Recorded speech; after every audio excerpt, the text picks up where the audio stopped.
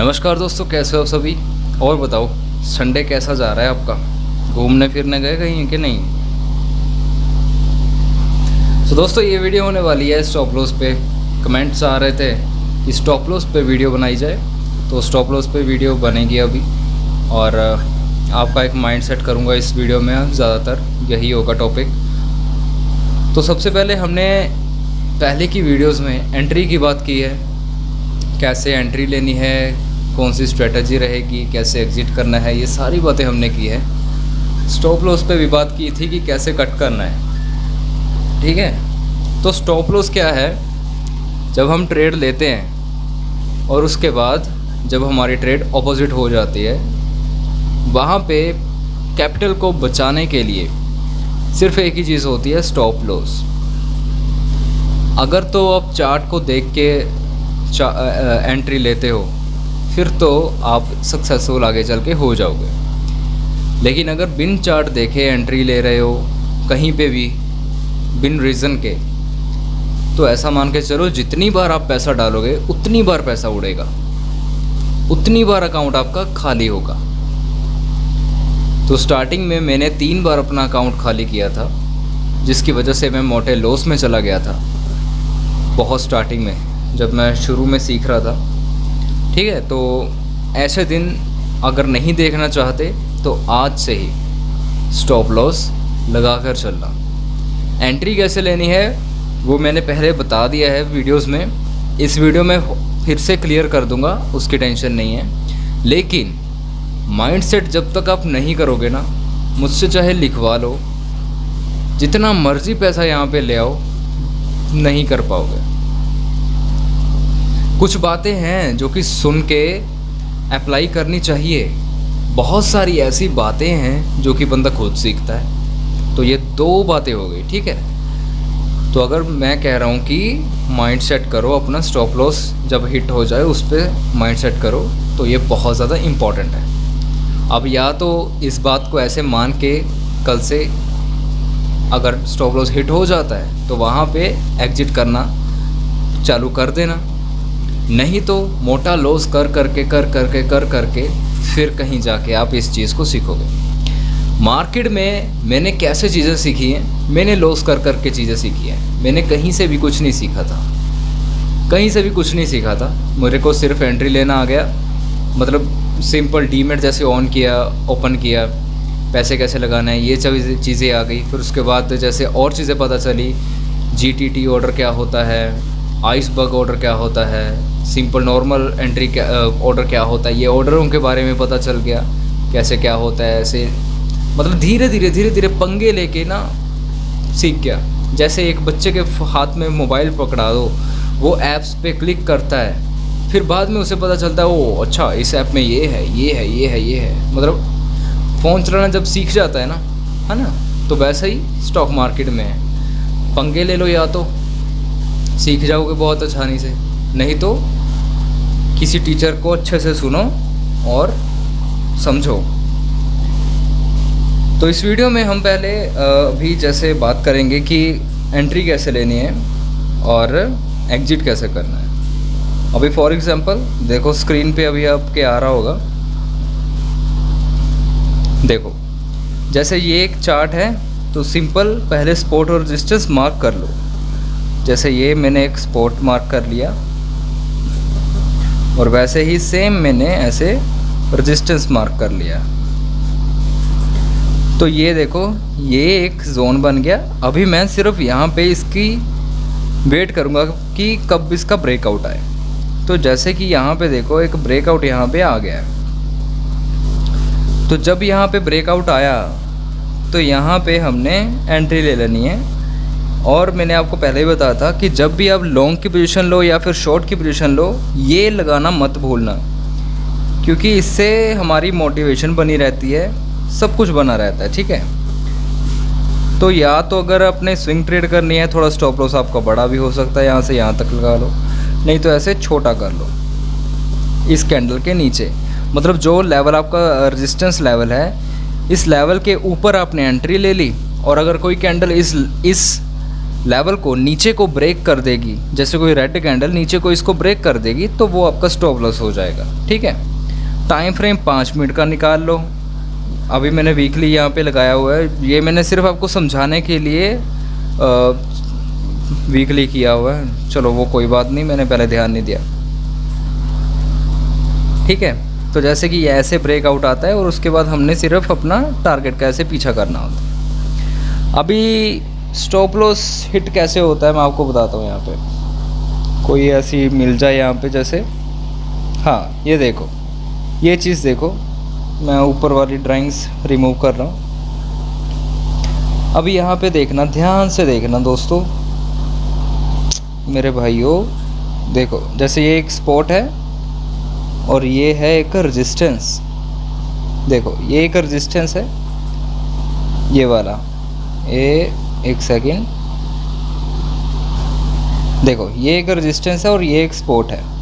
ध्यान से देखो, यहाँ पे ब्रेकआउट आया और यहाँ पे मान के चलो हमने एक लॉन्ग पोजीशन यहाँ पे कर ली, ये इसकी क्लोजिंग पे यहाँ पे हमने लॉन्ग कर लिया। और जो हमारा स्टॉप लॉस है वो या तो ये आपकी कैंडल होगी ये वाला, या फिर अपना मानो कि कोई रेड कैंडल इस लेवल को नीचे को ब्रेक कर जाए तो वो मेरा स्टॉप लॉस होगा।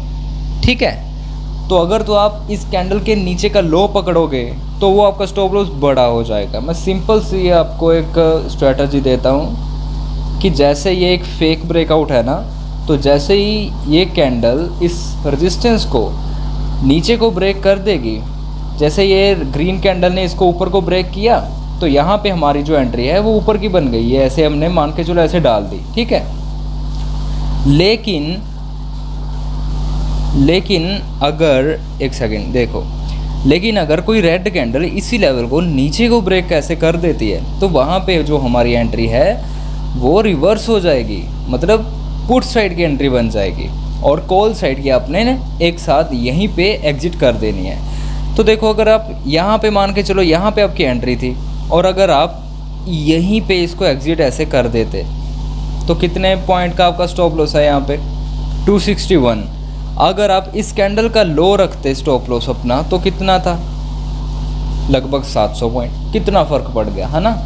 तो ये बात है। अभी मैंने जैसे कि आपको कहा कि अगर रेड कैंडल नीचे को ब्रेक कर दे तो वहाँ पे जो पोजीशन है वहाँ पे क्यों आ रहा है, ये फेक ब्रेकआउट क्यों आया है, ये इसलिए आया है क्योंकि किसी न किसी इम्पॉर्टेंट जो लेवल होता है जहाँ पे ब्रेकआउट आना होता है वहाँ बायर्स की पोजीशन बहुत ज़्यादा बढ़ जाती है, बायर्स बहुत ज़्यादा बढ़ जाते हैं और उनको ट्रैप करने के लिए जो सेलर्स हैं वो उनके स्टॉप लॉस हिट करवा देते हैं। कई बार ऑपरेटर वहाँ पे आ जाता है। ऑपरेटर कहाँ पे आता है, किसी न किसी मेन ब्रेकआउट पे या ब्रेकडाउन पे आता है ऑपरेटर। ठीक है, तो यहाँ पे बहुत सारे लोगों ने क्या सोचा था कि हम ऊपर की तरफ पैसा लगाएंगे क्योंकि यहाँ पे ब्रेकआउट आया है, लेकिन हो क्या गया, यहाँ पे उल्टा हो गया।